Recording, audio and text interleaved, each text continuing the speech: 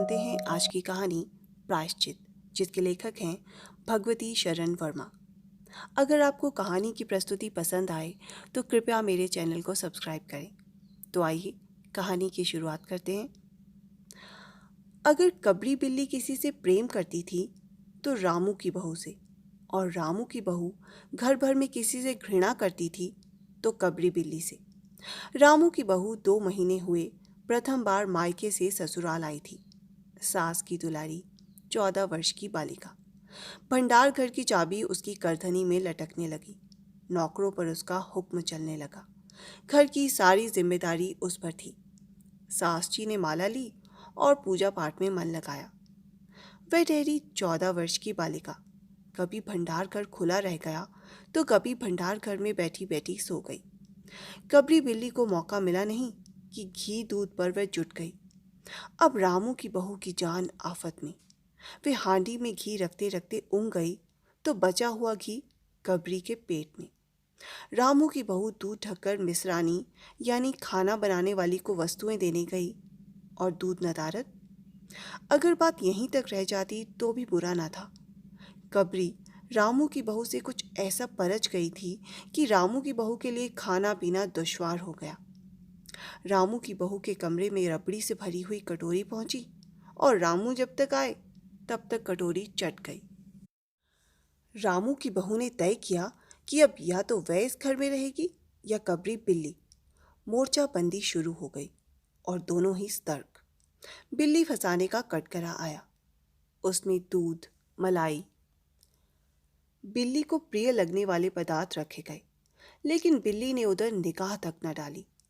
अभी तक तो कबरी रामू की बहू से डरती थी, पर अब वह उसके साथ लग गई, पर इतने फासले पर रही कि रामू की बहू उस पर हाथ न लगा सके। कबरी के हौसले बढ़ने से रामू की बहू की परेशानियां बढ़ती जा रही थी। उसे मिलती थी सास की मीठी छिड़कियां और पतिदेव को मिलता था रूखा सूखा भोजन।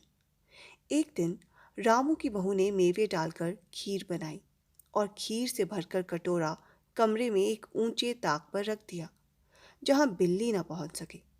रामू की बहू इसके बाद पान लगाने में लग गई। उधर बिल्ली कमरे में आई। ताक के नीचे खड़े होकर उसने ऊपर कटोरे की ओर देखा। सूंघा, माल अच्छा है। ताक की ऊंचाई अंदाजी। उधर रामू की बहू पान लगाकर सास जी को देने चली गई। इधर कबरी ने छलांग मारी। पंजा कटोरे में लगा और कटोरा झनझनाहट की आवाज के साथ फर्श पर। आवाज रामू की बहू के कान में पहुंची। सास के सामने पान फेंककर वह दौड़ी। क्या देखती है कि कांच का कटोरा टुकड़े टुकड़े, खीर फर्श पर और बिल्ली डट कर खीर उड़ा रही है। रामू की बहू को देखते ही कबरी चंपत। रामू की बहू के सिर पर खून सवार हो गया। ना रहे बांस, ना बजे बांसुरी। रामू की बहू ने कबरी की हत्या के लिए कमर कस ली। रात भर उसे नींद न आई। वे सोचती रही कि किस तरह दाव से कबरी पर वार किया जाए कि वे जिंदा न बचे। सुबह हुई और वे देखती है कि कबरी देहरी पर बैठी है, उसे बड़े प्रेम से देख रही है। रामू की बहू ने कुछ सोचा, इसके बाद मुस्कुराती हुई उठी। कबरी रामू की बहू के उठते ही खिसक गई। रामू की बहू एक कटोरा दूध कमरे के दरवाजे की देहरी पर रखकर चली गई। हाथ में पाटा लिए वह लौटी और देखती है कि कबरी दूध पर जुटी है। मौका हाथ में आ गया। सारा बल लगाकर पाटा उसने बिल्ली पर पटक दिया।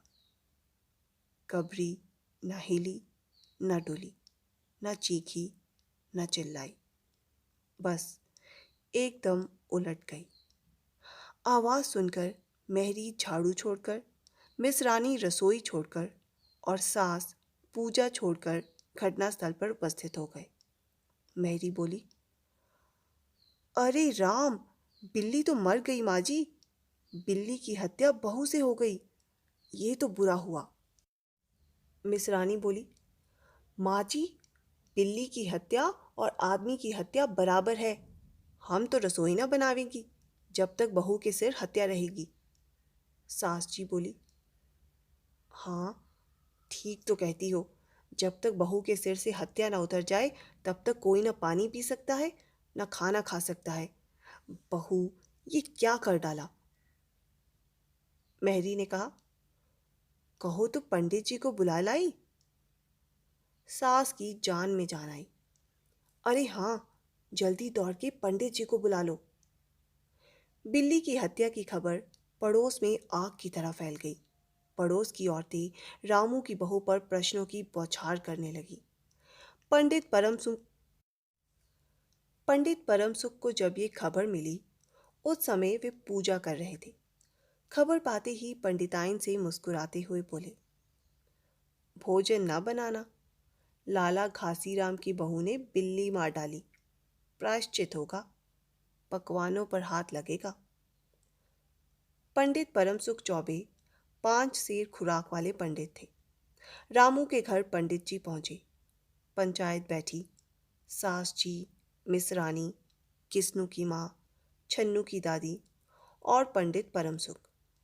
अन्य स्त्रियां बहू से सहानुभूति प्रकट कर रही थी। किस्नू की माँ ने कहा, पंडित जी, बिल्ली की हत्या करने पर कौन सा नरक मिलता है? पंडित जी ने पन्ना पलटते हुए कहा, वे मुहूर्त मालूम हो जब हत्या हुई तो नरक का पता लगाया जा सकता है। मिसरानी ने कहा, यही कोई 7 बजे सुबह। पंडित जी ने पन्ने पलटे, अक्षरों पर उंगलियां चलाई, माथे पर बल डालकर गंभीर स्वर में बोले, हरे कृष्ण ब्रह्म मुहूर्त में बिल्ली की हत्या? घोर कुंभीपाक नरक का विधान है। रामू की माँ, ये तो भारी अनर्थ हो गया। रामू की माँ की आंखों में आंसू आ गए। तो फिर पंडित जी, अब क्या होगा? पंडित जी मुस्कुराए। रामू की माँ, चिंता की कौन सी बात है? हम पुरोहित फिर कौन दिन के लिए होते हैं? शास्त्रों में प्रायश्चित का विधान है, सो प्रायश्चित से सब ठीक हो जाएगा। रामू की माँ ने कहा, पंडित जी, इसीलिए तो आपको बुलवाया है। बतलाइए, क्या किया जाए? किया क्या जाए? एक सोने की बिल्ली बनवाकर बहू के हाथ से दान करवा दी जाए।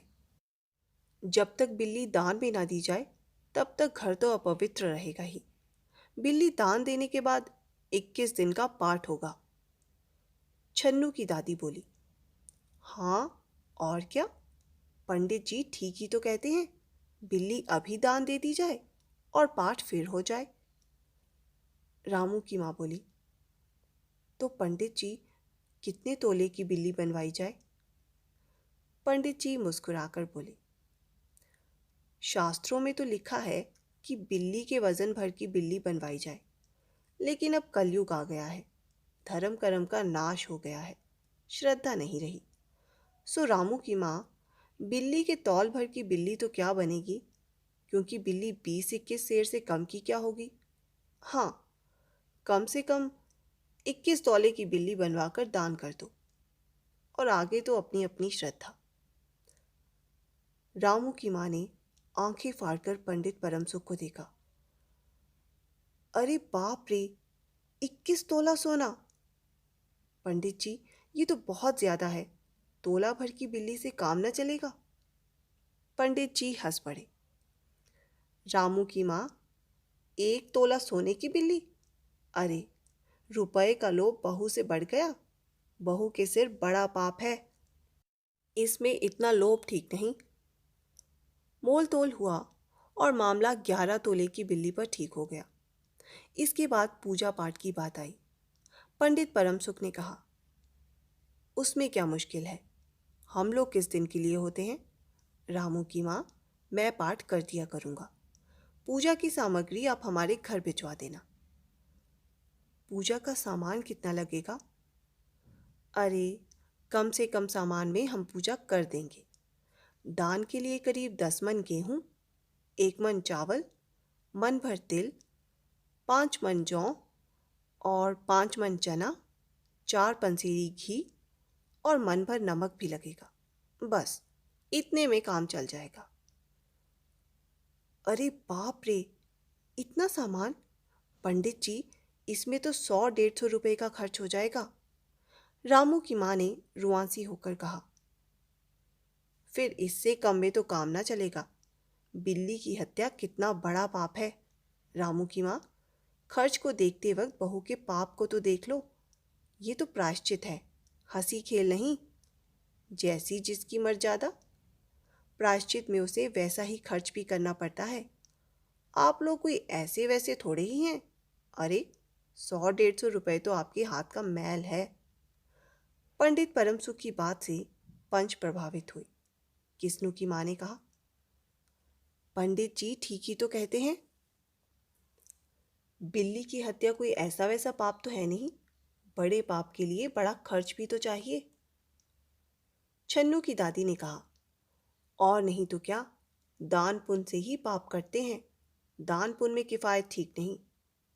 मिस रानी ने कहा, और फिर माँ जी, आप बड़े लोग ठहरे, इतना खर्च कौन आप लोगों को अखरेगा। रामू की माँ ने अपने चारों ओर देखा। सभी पंच पंडित जी के साथ। पंडित परमसुख मुस्कुरा रहे थे। उन्होंने कहा, रामू की माँ, एक तरफ तो बहू के लिए कुंभी पाक नर्क है और दूसरी तरफ तुम्हारे जिम्मा थोड़ा सा खर्च है, सो उससे मुंह ना मोड़ो। एक ठंडी सांस लेते हुए रामू की माँ ने कहा, अब तो जैसा नाच नचाओगे नाचना ही पड़ेगा। पंडित जी बिगड़कर बोले, रामू की माँ, ये तो खुशी की बात है। अगर तुम्हें अखरता है तो ना करो, मैं चला। इतना कहकर पंडित जी ने पोथी पत्रा बटोरा। रामू की माँ ने पंडित जी के पैर पकड़े और पंडित जी ने अब जमकर आसन जमाया। और क्या हो, 21 दिन के पाठ के 21 रुपए और 21 दिन 5-5 ब्राह्मणों को दोनों बखत भोजन करवाना पड़ेगा।